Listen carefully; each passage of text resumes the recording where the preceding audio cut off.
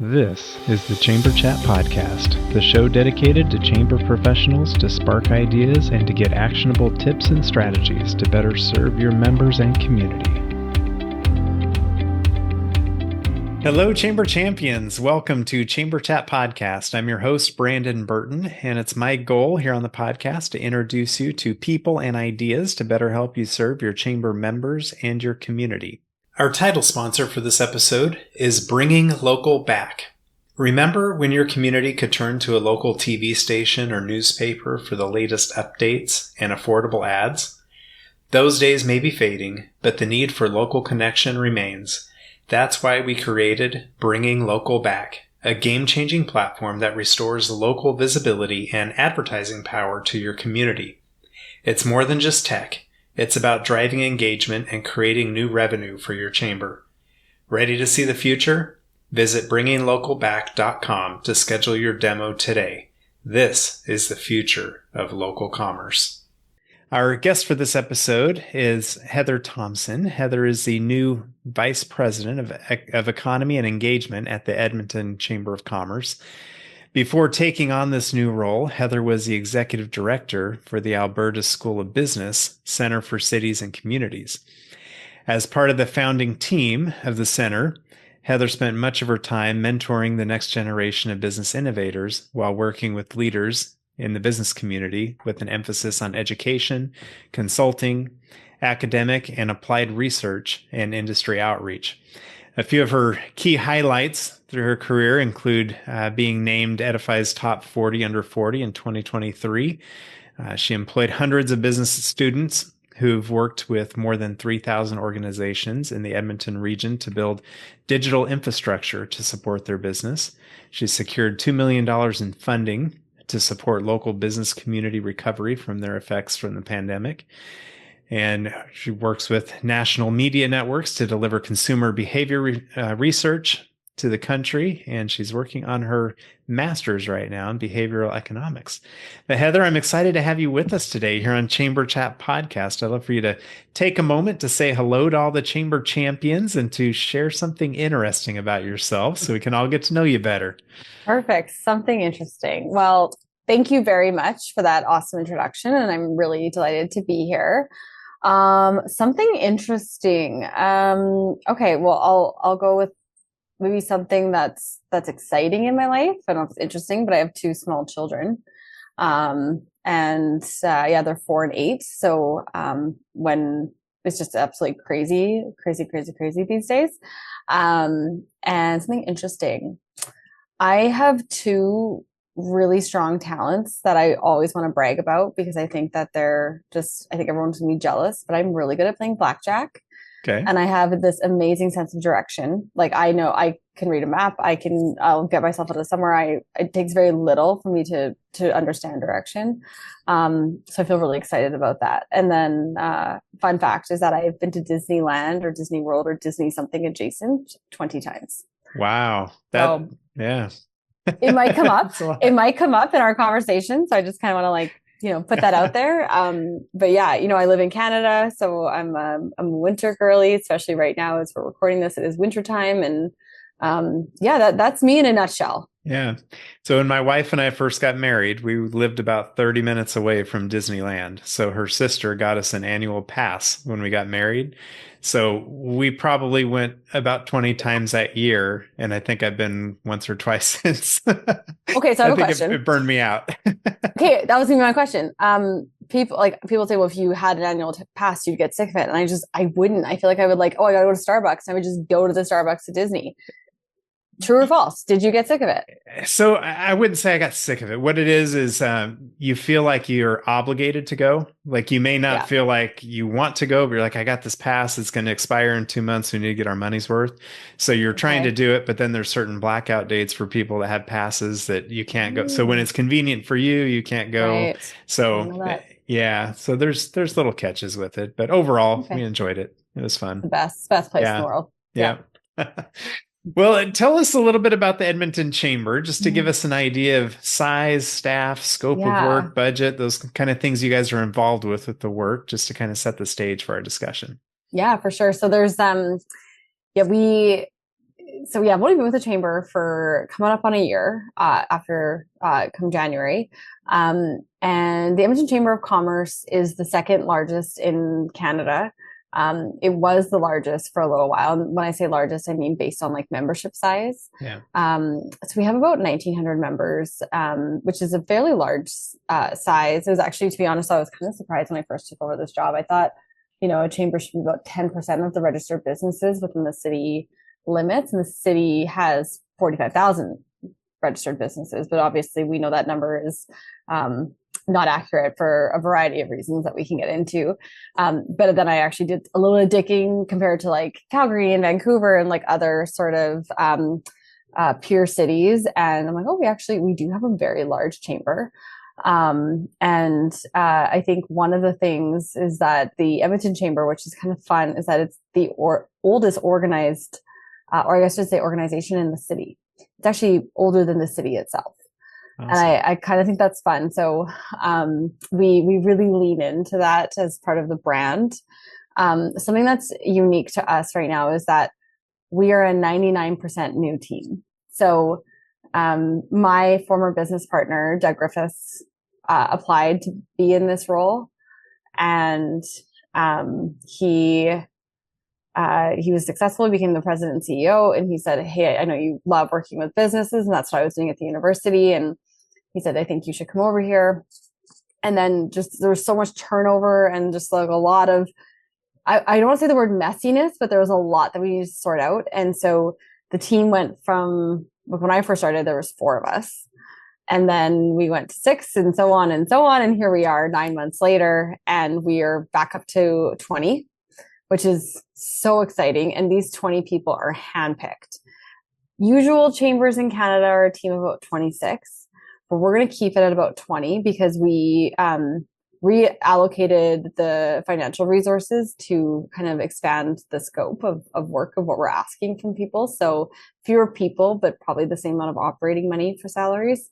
So that's a very logistical detail, but just to give some insight as to why our team isn't as big as the other teams, but tremendous capacity. So in terms of the last year has been really like, everyone hold on. I've been using this analogy that it has felt like we did 47 events this year that were attended.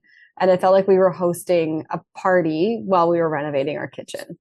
And no one was to know that we were renovating our kitchen. But that was the analogy, right? So it's like, we have no resources. We didn't have an events team. We just got an events manager a month ago. Wow. So it was really all hands on deck, just trying to make sure people couldn't see all the sawdust everywhere. And I'm really excited for 2025 because I will say this has probably been the hardest year of my working life. I'm so ready for 2024 to be over. There's a lot of, 3 steps forward, 2.85 steps back. So it's progress though. it is progress. And so it's like, yay, the year's over. I can see the progress and let's get into 2020. But yeah, I know a few people that are like, this year was hard. Right. Yeah. So as far as the scope of work for the Edmonton Chamber, do you have any of the economic development responsibility, tourism? Is it strictly chamber? What are you guys involved with?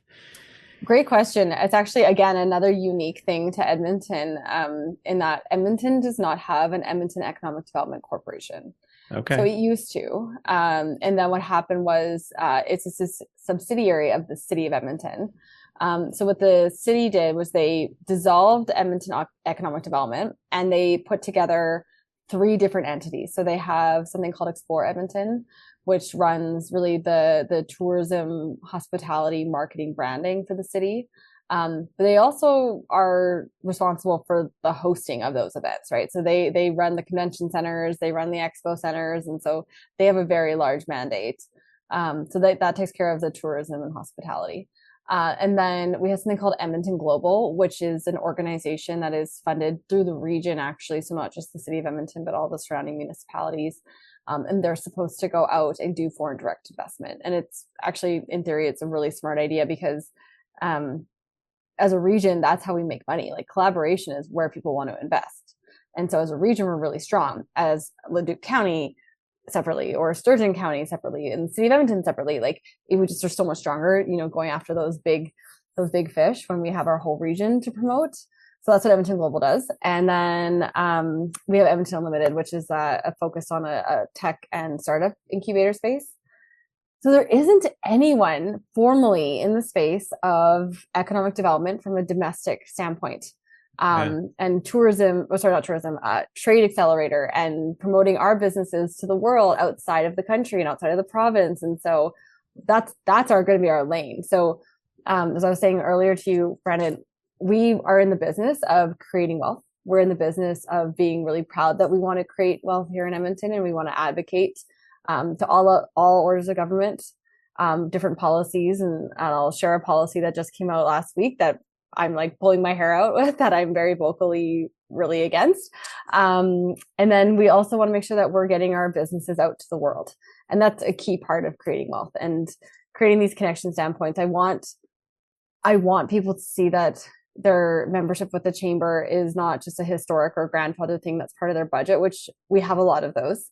I want people to see like, oh, if I'm actually not a member, like I'm missing out. And so that's been a core mandate for this year of 2024. We're thinking, why are you a member? You know, the fact that we're a 136-year-old organization, I know that doesn't sound that old to maybe some of your listeners, but like I said, it's older than the city. That's good though. Yeah. It's really old. I always say we're a 136-year-old startup. And so we have to think, why would you be a member?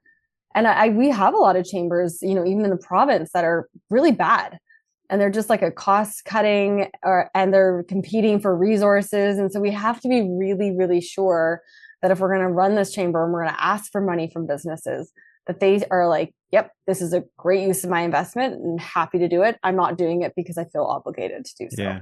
Yeah, absolutely. Well, that definitely helps set the stage for our discussion today. And I will say just a little bit of background. You mentioned Doug Griffiths. A lot of listeners are familiar with Doug because of the 13 Ways to Kill Your Community book.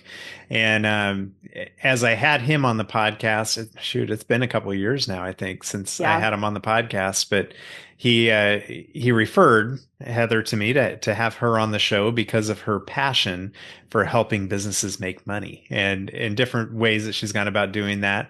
So we finally made it happen. Yeah. She's now in a position at a chamber. They're with Doug as well.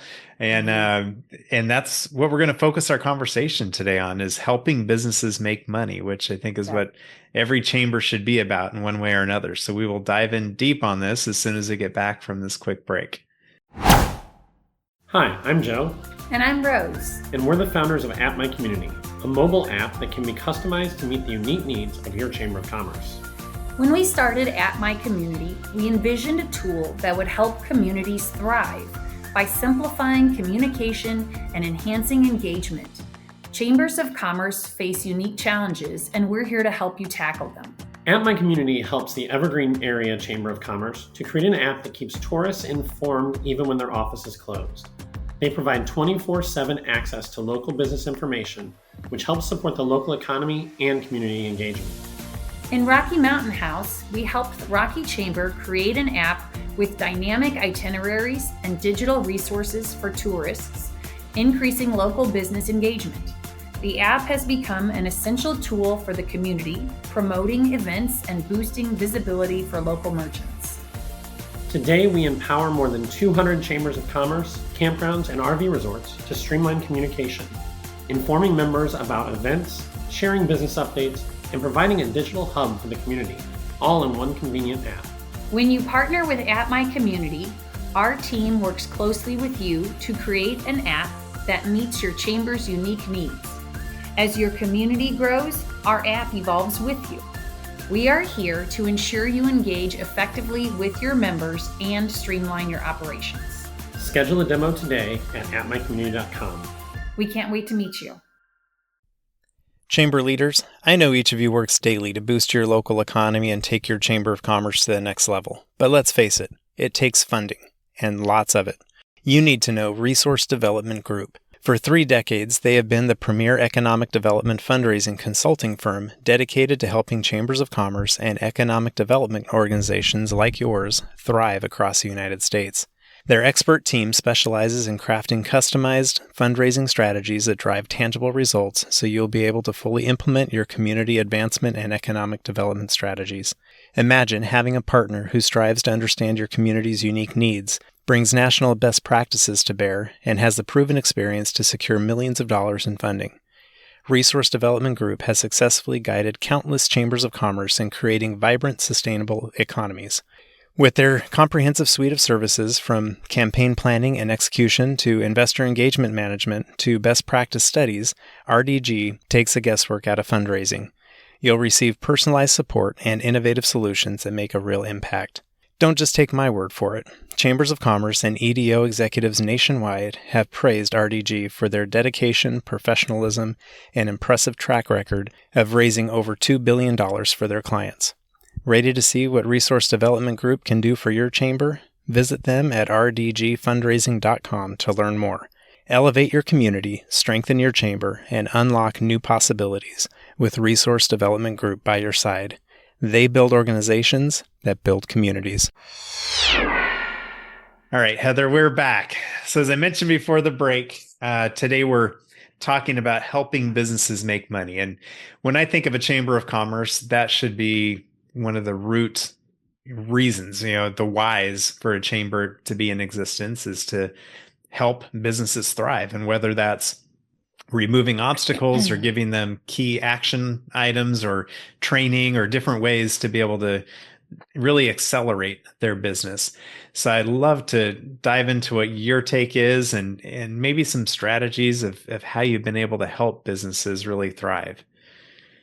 Yeah, I think that the interesting thing, I think I was given a really unique opportunity with the pandemic. Just if I kind of go back in time to 2020. Nobody wants to do that. I know, no. I'm really sorry. Just bear with me. Right. Don't worry. I'll get us through to Disneyland here in a sec. Okay. But yeah, it was actually worse than that. I had a baby in January, at middle of January, and the plan was that my husband was going to we were going to share the pad leave. And in Canada, this is so hard to hear for American listeners, but we have up to 18 months of paid maternity leave. So, we just have so much. So this, I just want to say for context, this is very unique in Canada. This would not be unique in the United States. So, I take my mat leave. I was always going to take mat leave until about May. And then my husband was going to take over. And then COVID happened, and my husband happened to be a essential worker. So he does HVAC. And so this was like a really random thing, but one of the buildings that he was looking after, I think, I want to say it wasn't the hospital, but it was like anyways, it was like to really make sure like the bodies, healthcare, the bodies could stay cool once they were bodies, unfortunately. And that's like a really, really morbid thing to bring up. But just to give context that I was at home now with a 3-year-old and a colicky baby, and COVID started. So I didn't have any help. I didn't have any parents. It was a nightmare. And the colic, people joke about colic, but like when you're at home, I couldn't even go walk in the mall. And keep in mind, this is Canada, right? So it's like, we're not going outside. We're not meeting people in the park. It's still very cold out. So this was like an extremely dark, isolating time. So I was watching a lot of news, and I was seeing so many businesses close their doors. And like, that's it. They've gone under. And it happened really, really fast. And I remember it was like just around Easter of 2020. And I was actually kind of getting a bit frustrated now at this point and irritated. These businesses, I'm like, go just make a Google profile. And so it's like, it's right. really easy for us to think about it now, right? Like everyone has a Google profile, like so easy. Well, it's like, of course, I'm like, yeah, but 5 years ago, that was not the case.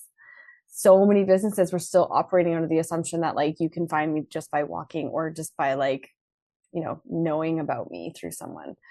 And now we quickly shifted as consumers. We're like online. And we saw firsthand the businesses that could afford it and the businesses that kind of had some sort of infrastructure or education and knowledge were able to survive this.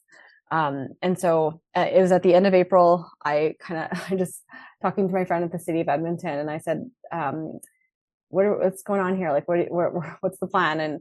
And he said, well, I actually think that we should talk because I have this idea.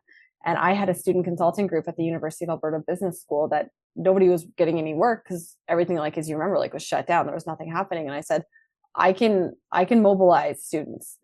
So in a nutshell, we created the first iteration, which was making Edmonton Digital. So we got some seed money, about $300,000 from the city of Edmonton through some grant funding.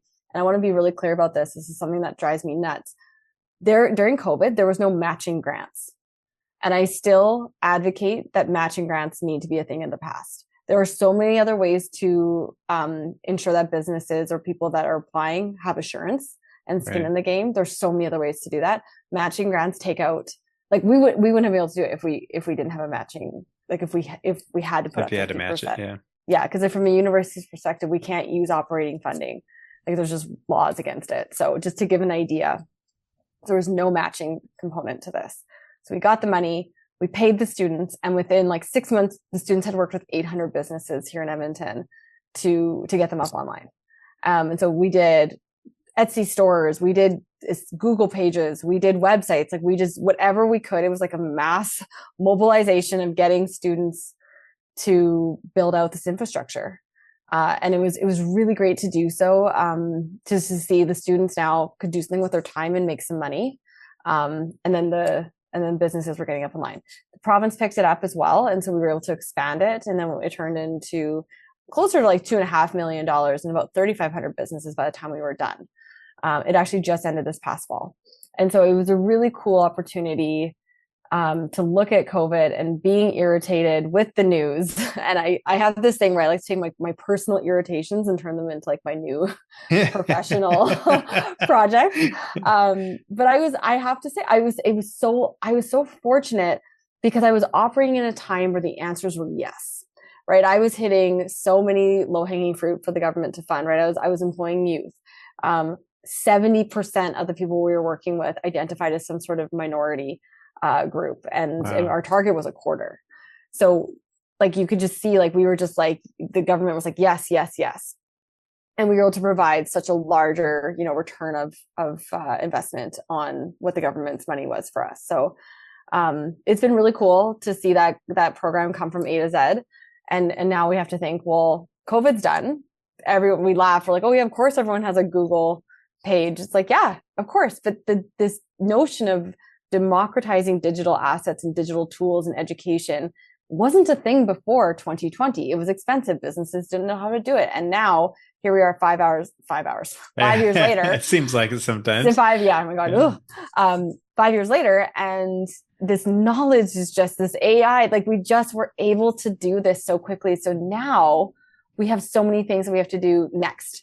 We have to think about, this is going to be the next thing that we have to jump through. And I like that saying where it's never been as hard as it is today to run a business, but it will never be this easy again. And so we have to kind of just readjust that whole, like, things are not going to get easier. We need to get better. Yeah. No, I love that story, that background, being able to catch that vision and see where there's holes in the marketplace, and being able to see, hey, there's access to funds here. Let's partner. Let's get these students out to work and help these businesses. Yeah. And I've mentioned it before on the podcast, even where even just, brick and mortar retail businesses that have been that way for decades, maybe, that have never explored having an online store, Shopify or something like that. And just the limits are, it becomes limitless when you can shift that way. It just becomes a matter of keeping up inventory and being able to ship and that sort of thing. But those people who can make that conversion from just brick and mortar to brick and mortar and online are going to be the ones that thrive and really do well going into the future. Yep. Definitely. So you had mentioned trying to think about some of those things, or what's next, as far as how business evolves and how technology impacts business. Mm-hmm. Are there some trends that you have an eye on right now that you're seeing as, I think this could be something to pay attention to? Yeah. And it's interesting because I think I was just actually doing quite a bit of data on this in 2022 and 2023. We were looking at space, right? So now we're looking at space of how consumers are shopping.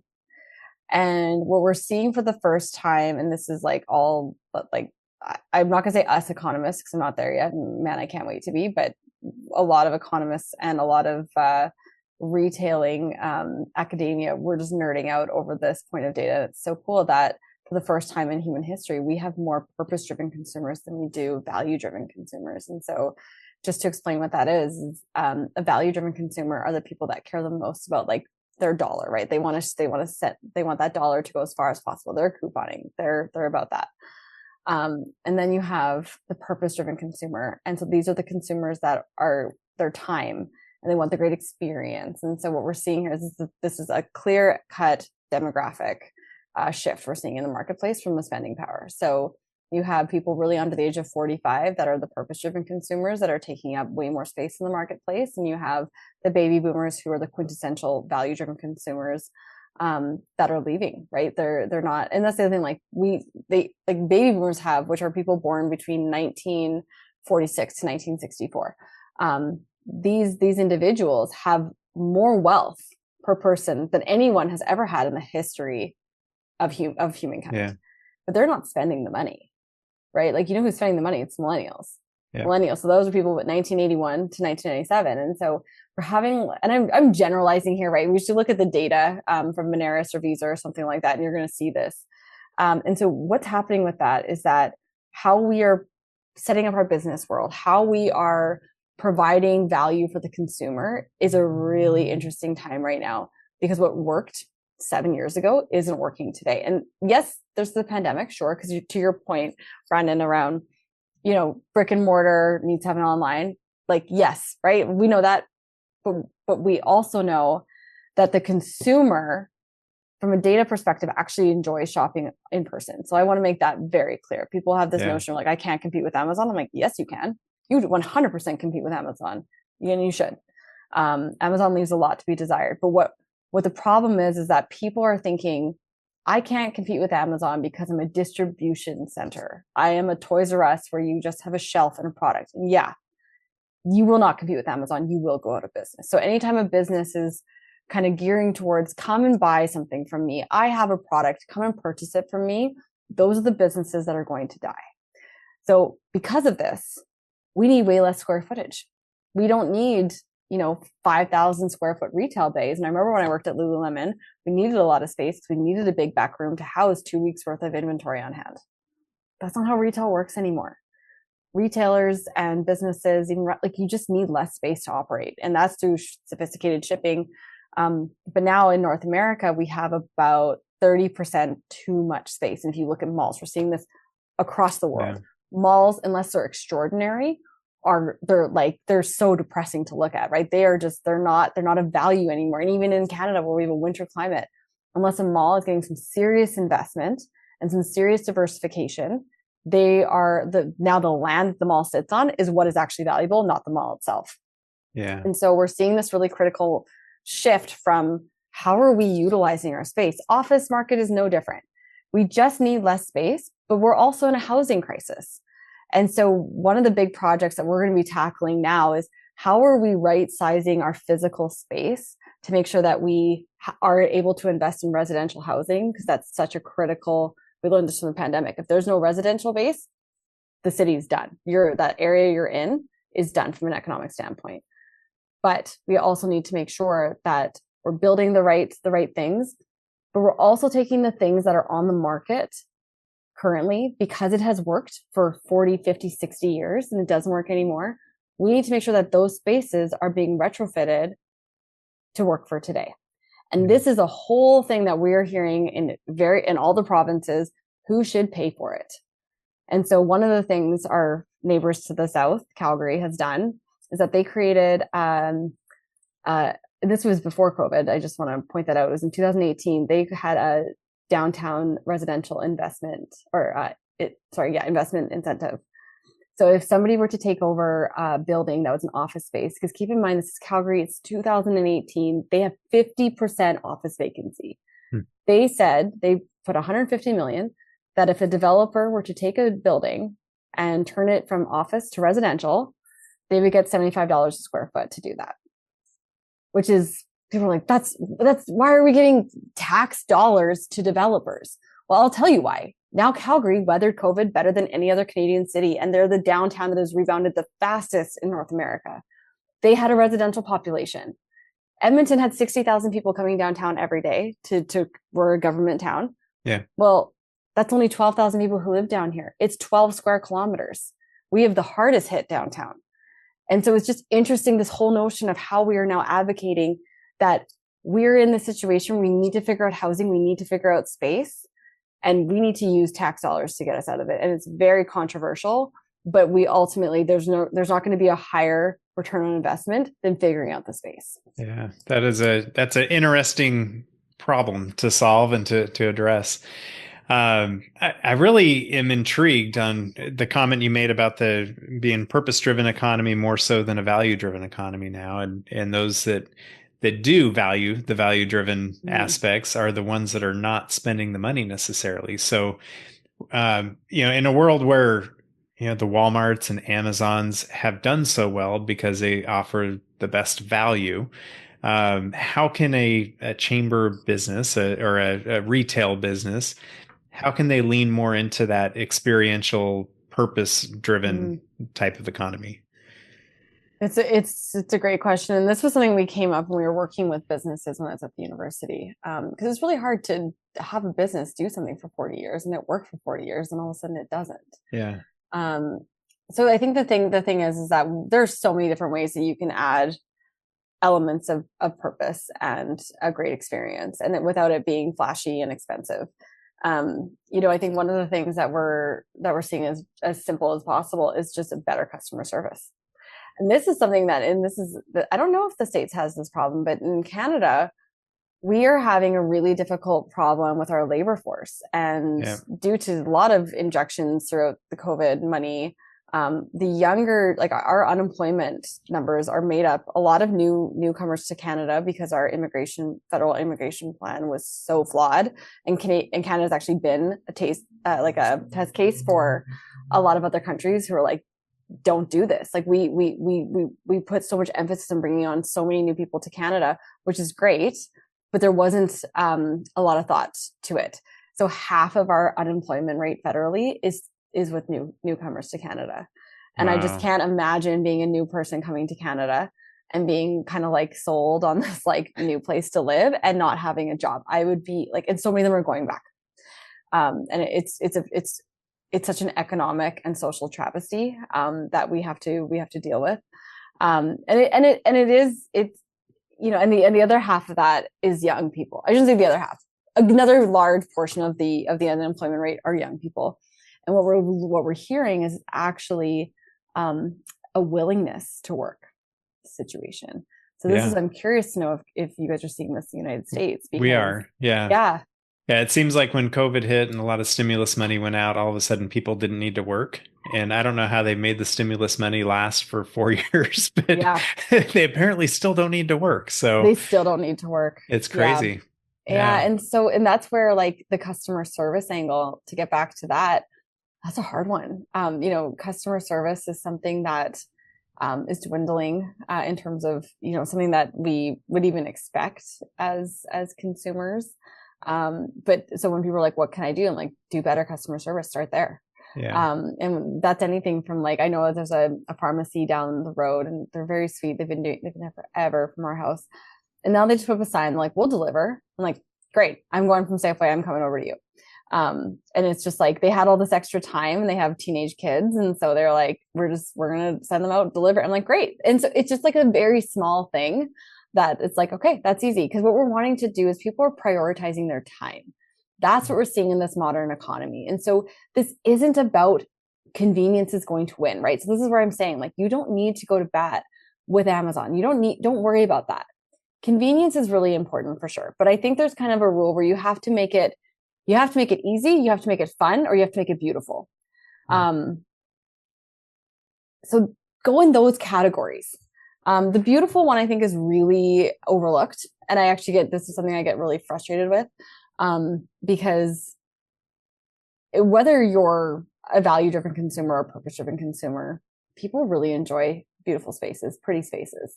Yeah. And so this is where, like, I actually have a podcast that talks solely about twinkle lights and the psychological point of twinkle lights. Like, there's my Disney reference. Like, go down Main Street, right? Like, they have the perfect twinkle lights. And if you go down Main Street, I just love it because you see the garbage cans are exactly, 10 feet away from one another. They have the blade signs, they have the good smell. And it's of course, it's a simulated environment. I understand that. but there's so many elements. Something to aspire to, though. Exactly. And I do have to say that I know it's a simulated environment. I don't think any of us would actually want to live there because it's like creepy and Pleasantville. But there are, so you're right, the cleanliness, the twinkle lights. You know, when we were working with businesses during the pandemic, they're like, I can't keep up. And this one person was a florist, which, by the way, florists did very well during COVID. So I just want to say that. And this guy was like, yeah, we're thinking we're not getting any money. And I go there, I'm like, your store is disgusting. Like the windows are disgusting. Your light bulbs are burnt out. That is why you're not making money. I can guarantee you, especially when you're unfortunately, when you're like a hair studio, nail place, anything that is lending itself to already improving aesthetics. Well, guess what? You have to make it look even better. Yeah. So there's a lot of things that we need to do that can actually bring that sort of purpose element. And it doesn't have to be this Disneyland mentality or the budget, but I think that is one of those things where businesses can actually just kind of get back to some nostalgia and get back to what used to work even in the 50s and 60s, because the data is very clear that people are wanting those experiences. Yeah. Well, and to your point, as a chamber, if we can get members, retail businesses to create the easy, fun, and beautiful environments and experiences, it's going to reflect very well on our community as well. Mm-hmm. And it's going to be welcoming. It's going to be a place where people want to come from outside to spend money in the community as well. Yep. So it doesn't just help the business, but it helps the overall community. Exactly. And wealth begets wealth. And I want that to be like a bumper sticker everywhere. People are thinking, well, no, if they get it, then I don't get it. I'm like, no. Like, can you imagine if Nashville was like only one music studio? That's like, no, it's like, it's empirically false. Yeah. It's not a pie. So not a pie. No, it's not a pie. That's right.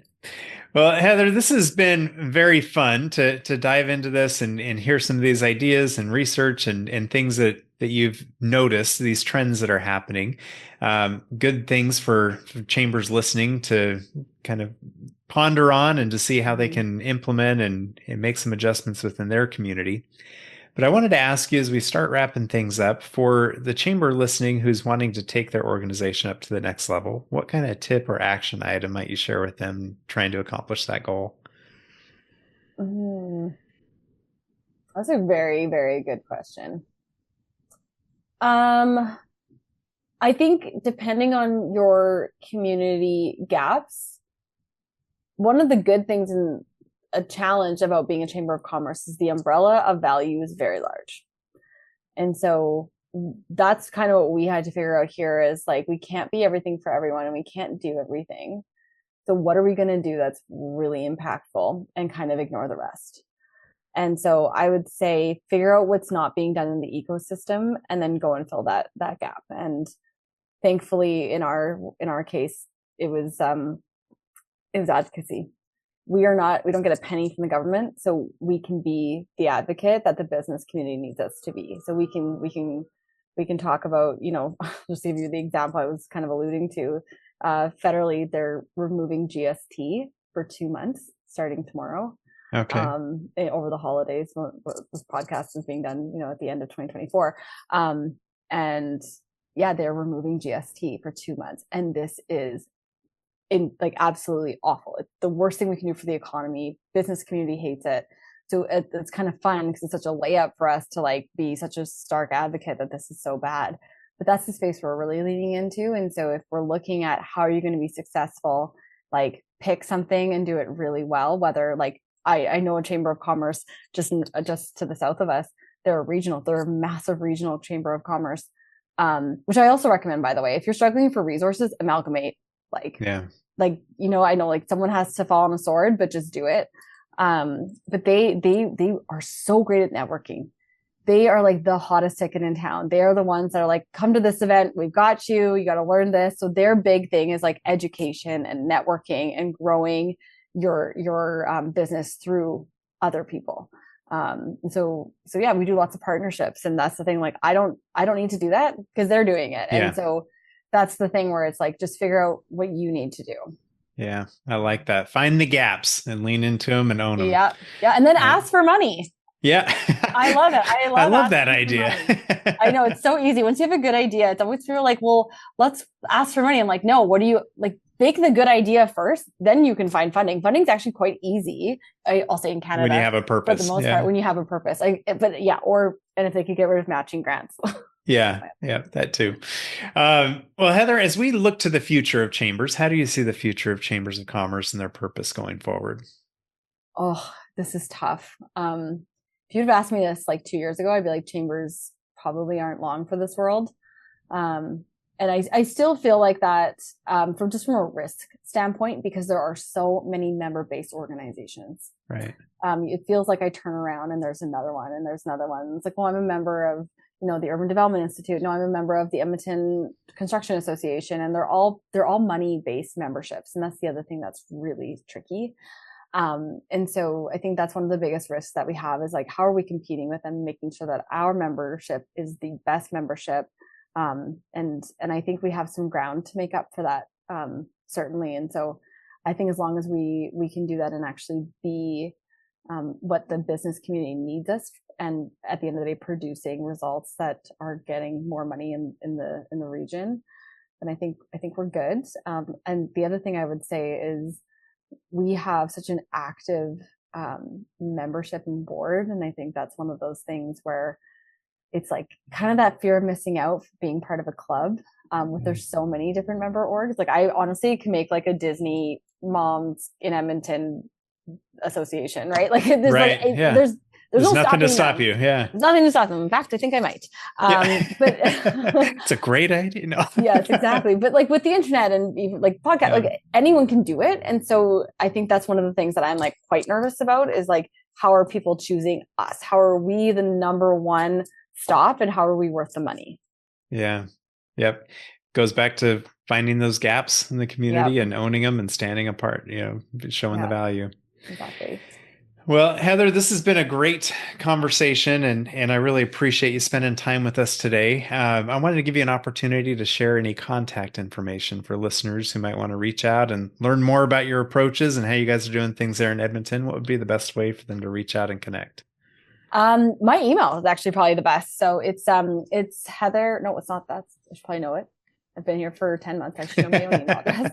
It's H Thompson, but it's THOMSON at edmontonchamber.com. Yes.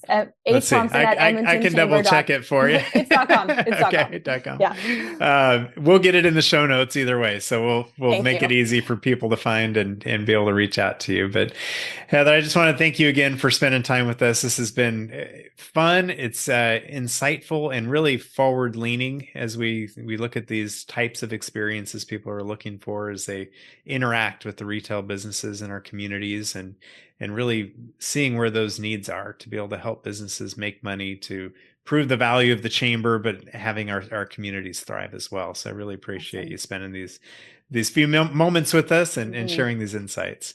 Well, thank you so much for having me. I clearly could talk about this all day. And I know even though we're all pretty geographically spread out, I know that we are kind of all singing from the same song sheet and having a lot of similar problems. So I appreciate your time as well. If you are a chamber professional, please subscribe to Chamber Chat Podcast in Apple Podcasts, Google Podcasts, or Spotify. When you subscribe to Chamber Chat Podcast, new episodes will show up in your podcast app each week as they are released.